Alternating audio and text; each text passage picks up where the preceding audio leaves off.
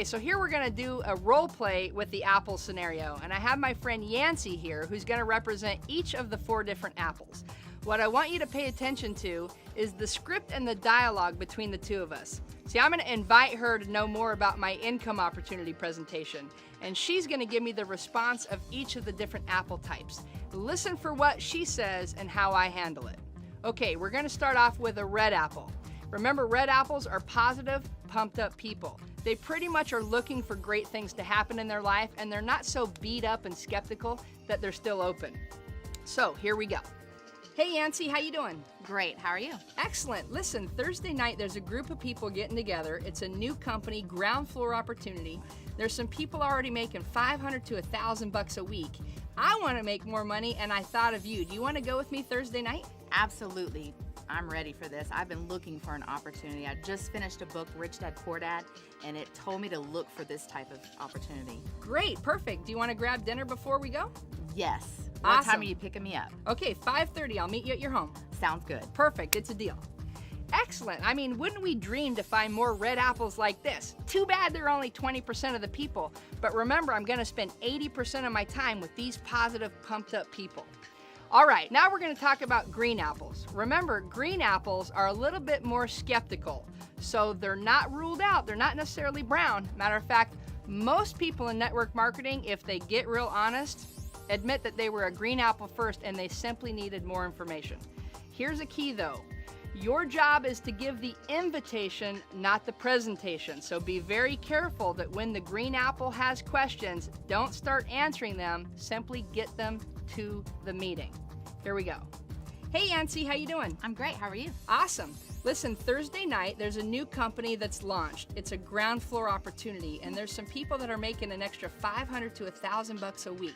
And I'm going, and I thought of you. I wanted to invite you. Do you want to come with me? Yeah, it sounds good. What's the company name? Well, I'm actually not sure of what the company name is. I can get you some information, but the biggest question is, do you want to come? Yeah, I think I can look at my schedule to see if I'm open. Okay, well listen, it would mean a lot if you can clear your schedule. Okay, yeah, I'll look. Just call me tomorrow and I'll see if my schedule's open. Okay, now you see she's gonna have some questions. She wants more information. Here's the thing. I already said don't start answering a lot of questions. You reduce their chance of showing up by 25% for every question you answer, which means if you answer 2 or more, she's not coming.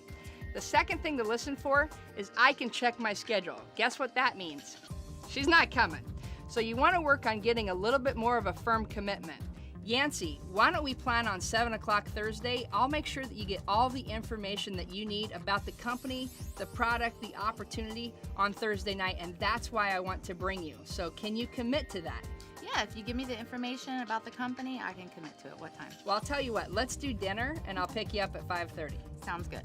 All right, so I want to commit her to meeting me for dinner, and that way I can kind of anchor her in. The first thing I learned in network marketing is if you want your guests to show up, pick them up. Okay. All right, number 3, brown apples. Now remember, brown apples are negative, skeptical people. She's not necessarily going to be interested in anything about the opportunity, but she's not going to steal my dream. That's the rotten apple. Here's the scenario. Hey Yancy, how you doing? I'm doing great. How are you? Awesome. Listen, Thursday night, there's a new company that's launching. It's a ground floor opportunity, and there's people making $500 to $1,000, and I'm gonna go. Do you want to come with me? No, I don't think that's for me. I couldn't possibly do that. No thanks. Are you sure? Yep, no thanks. Okay, now stop for a minute. The tendency is to want to pull her in and change her mind. No, no, no. You can't do that in network marketing. When they're a brown apple, remember, start to let them go and release the conversation. Don't try to get them to change their mind. If a brown apple, and it has happened, rarely, but it can happen, a brown apple may become red as they see you succeed, or if something in life happens to them and they finally change their mind. Fine, let them come find you. In the meantime, you want to end the conversation. Here's how it would go. Hey Yancy, no problem. I'll go ahead and head to the meeting. You have a great night. Okay? And it's just that simple. I don't need her in my business. Matter of fact, I don't even want her in my business anymore. No offense, just don't want brown apples. The last apple is the rotten apple. These are the ones to really watch out for. And remember, put your boxing gloves on and emotional zip up your suit to protect yourself from her negativity, because I don't want it to contaminate me and my positive red apple attitude. Here's how it goes. Hey Yancy, how you doing? I'm doing okay. All right, listen, hey, there's a new company that's launching Thursday night. It's in pre-launch ground floor opportunity. There's people making an extra $500 to $1,000 already. I'm so excited. Do you want to come with me? No, this is a scam. This is absolutely not for me. Would not do this. Well, okay. First of all, I haven't even told her any information, and she's already saying it's a scam. This is how negative and cynical they can be. They're what they call dream stealers. How could she possibly know it's a scam? I know it's totally annoying, and sometimes you just want to punch them.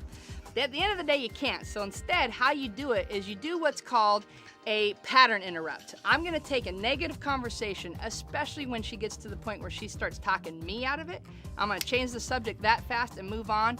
If I'm physically with her, I'm going to find a way to get the heck out of there and go to another place in the room. If I'm on the phone, I'm going to say, hey, listen, I got a call waiting. I got a jam. I'll talk to you later. And hang up the phone, okay? So let's replay the rotten apple scenario. Yancey's going to start to steal my dreams and tell me I should quit, and I'm going to get out of the conversation. Go ahead, pick up from there. Sherry, I cannot believe you're doing this. You need to stop. This is a pyramid scam. Hey, wait, Don't. Yancey, by the way, I was totally thinking, I'm sorry to interrupt you, but did you catch who won the Lakers game the other night? I know they're in playoffs, and I didn't get to watch the game. Did you hear? No, I think I saw on the internet that they did win. Did they win the whole finals or just the game? Do you know? I think just the game. Okay, right on. Matter of fact, I gotta go check the paper because I got a deal going with my friends. I'll catch you later, all right? Okay. Perfect, and I'm out of here.